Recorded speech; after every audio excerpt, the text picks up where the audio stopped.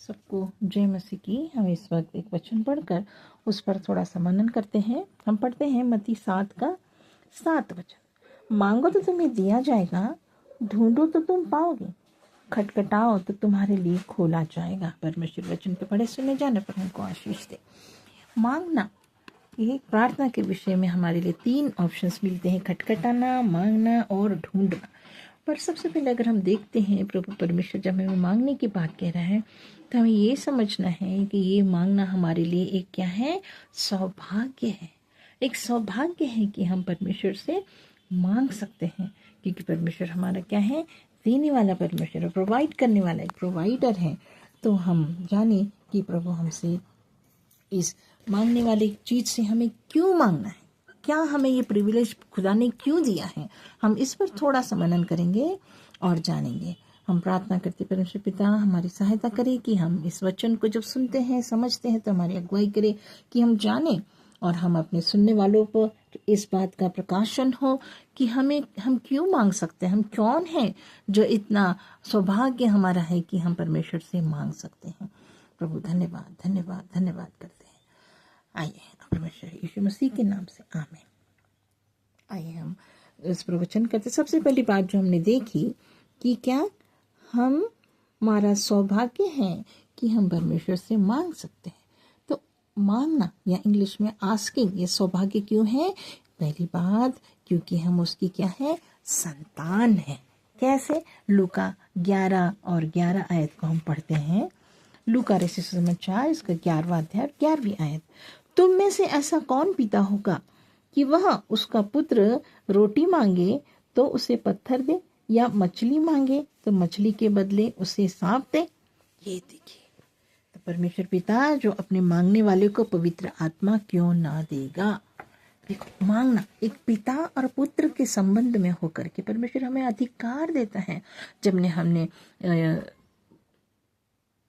परमेश्वर पे जब हमने विश्वास लाते हैं तो हमें क्या है, परमेश्वर ने अधिकार दिया है कि हम उसकी संतान बन जाते।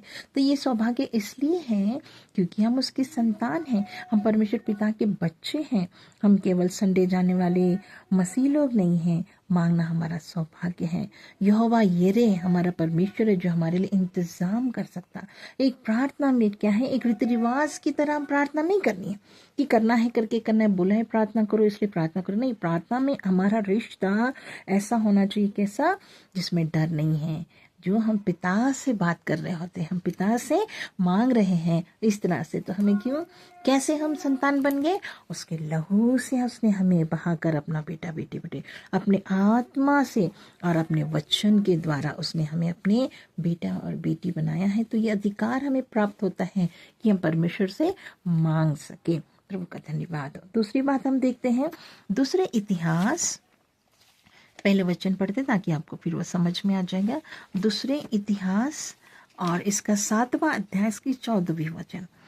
तब यदि मेरी प्रजा के लोग जो मेरे कहलाते हैं दीन होकर प्रार्थना करें और मेरे दर्शन की खोजी होकर अपनी बुरी चाल से फिरे, तो मैं स्वर्ग से सुनकर उनका पाप क्षमा करूंगा और उनके देश को ज्यों का त्यों कर दूंगा। बहुत सुंदर आयत है।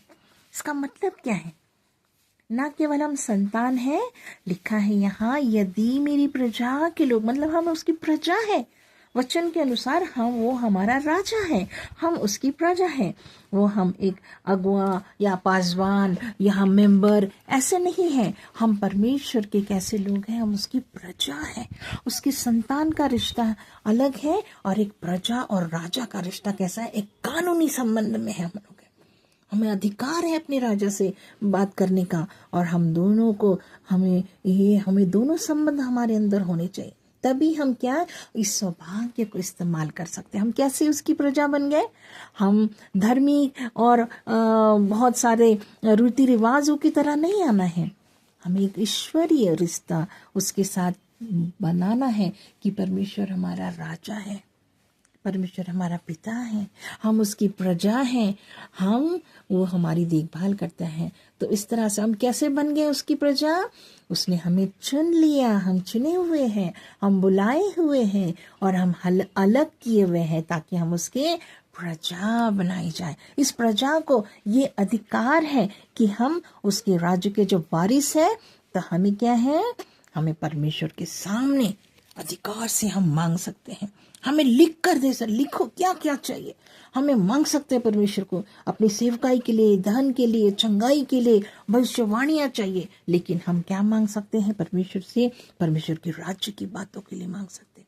हमें परमेश्वर चाहता है कि अपनी सेवकाई के लिए प्रभु हमें चुने, अपने राज्य के लिए, बढ़ोतरी के लिए प्रभु हमारा इस्तेमाल करें, ताकि प्रभु हमें क्या है, उसने चुना है, हमें बुलाया है और हमें अलग किया है ताकि हम उसकी प्रजा बन गए। तो हम जब प्रजा है तब हमें यह सौभाग्य होता है कि हम उससे मांग सकते हैं। आगे हम देखते तीसरी और बात, इफिसियों 6 अध्याय, इफिशियंस नए नियम में आपको मिलेंगे। इफिसियों की पत्री, इसका 6 अध्याय, इसकी 11वीं आयत। परमेश्वर के, इसकी हम पढ़ेंगे 11 और 12। परमेश्वर के सारे हथियार बांध लो कि तुम शैतान की युक्तियों के सामने खड़े रह सको, क्योंकि हमारा यह मल्ल युद्ध लहू और मांस से नहीं, परंतु प्रधानों से, अधिकारियों से और इस संसार के अंधकार के हाकिमों से और उस दुष्टता की आत्मिक सेना से है जो आकाश में है। ये मतलब सब सेना और आर्मर्स की बात हो रही, मल्ल युद्ध की बात हो रही, लड़ाई की बात हो रही। मतलब हम उसके क्या है, सैनिक हैं, हम उसकी सेना हैं। हम सेना में होकर के परमेश्वर के साथ हमारा क्या है, एक संतान का पिता का रिश्ता है। कैसा होता है, एक दोस्ती के समान है। लेकिन हम जब प्रजा है तो हम क्या है, एक कानूनी रिश्ते में हम आ जाते। और सेना में क्या है हमारे पास, हमारे पास परमेश्वर के सामने आने के लिए हमारी बड़ा अधिकार के साथ हम उसके पास एक विजयी होकर के हम उसके सामने अधिकार के एक अथॉरिटी में आते हैं, एक प्रॉस्पेरिटी में आते हैं, एक मैच्योरिटी में हम क्या होते हैं, हमारे अंदर एक अधिकार है, एक संपन्नता है, एक सिद्ध होकर के। आर्मी के कैसे डिसिप्लिन्ड लोग होते हैं, तो हमें मालूम है कि परमेश्वर से हम कैसे बात करना है, कैसे समय में बात करना है, कितना समय बात करना है, प्रभु को क्या पसंद है, कैसे कि प्रभु के सामने कैसे तैयार होकर के जाना है और प्रभु को कैसे हमें प्रसन्न करना है। ये सब कुछ हमें एक आर्मी की तरह। तो हमें क्या जाना कि फिर से 6, 11, 12 में हमें पता चलता है कि हम उसकी क्या है, एक सेना है। वह सेना में क्या होती है, हमेशा युद्ध, मल्ल युद्ध। यू क्यों होता रहता है युद्ध? विजय पाने के लिए। तो हमें प्रार्थना की योद्धा अगर हम कहते हैं ये शब्द तो क्यों आया है, क्योंकि हमें तैयार रहना है प्रार्थना के तमाम हथियारों को लेकर के। प्रार्थना स्वयं एक हथियार है परमेश्वर के सामने, उसकी सेना में तैनात होने के लिए, शैतान की तमाम चालों को नाकामयाब करने के लिए हमें परमेश्वर के सामने जाते हैं, उसकी विजय को प्राप्त करने के लिए। कैसे? एक अधिकार से जाते हैं कि परमेश्वर से सेना बनकर अधिकार से आप बात कर सकते हैं। सोल्जर और कैप्टन कैसे बात करता है, एक प्रॉस्पेरिटी में, क्योंकि वो विजय की और उन्नति की बात करता है और एक समझदारी से बात करता है। कुछ भी निर्णय लेना है बड़े समझदारी के साथ अपनी बात को रखना आता है एक सोल्जर को अपने जो कैप्टन होता है उसके सामने। तो मेरे प्रियो, हमने क्या जाना, बहुत छोटा सा संदेश है लेकिन बहुत गूढ़ बात में आपको ये सिंपल वचन है, संडे स्कूल के समय से हमने याद किया है। मांगो तो दिया जाएगा, ढूंढो तो पाओगे, खटखटाओ तो खोला जाएगा। तो मांगने वाले सौभाग्य हमारे पास है कि मत्ती 7 और 8 आयत को पढ़ते तो वहां लिखा है कि ये हमारे लिए क्या है, सौभाग्य है कि हम परमेश्वर के सामने जब जाते हैं तो हम, क्योंकि जो कोई मांगता है उसे मिलता है और जो ढूंढता है वो पाता है, जो खटखटाता है उसके लिए खोला जाएगा। यस, इस सौभाग्य हमने देखा। क्यों हम सौभाग्यशाली हैं मांगने के लिए, क्यों हमें अधिकार है ये, क्योंकि हम उसके संतान हैं। कैसे संतान बने? हम उसके द्वारा जन्मे गए, लहू के द्वारा, उसकी आत्मा के द्वारा, उसके वचन के द्वारा हमें ये अधिकार मिला है कि हम उसके संतान। अब दूसरी बात हमने देखी थी, हम उसकी प्रजा हैं। दूसरे इतिहास 7:14 के अनुसार क्या है, ना केवल हम संतान है, हम उसकी क्या है, प्रजा हैं। कैसे प्रजा बन गए? उसने हमें चुन लिया, उसने हमें बुलाया गया है और उसने हमें अलग करके अपनी प्रजा बनाया है ताकि हम उससे सौभाग्य में आकर के हम परमेश्वर से एक ईश्वरीय रिश्ते में उसके साथ आकर के, कानूनी रिश्ता हमारा प्रजा और राजा का होता है और हम उसको मांग सकते हैं।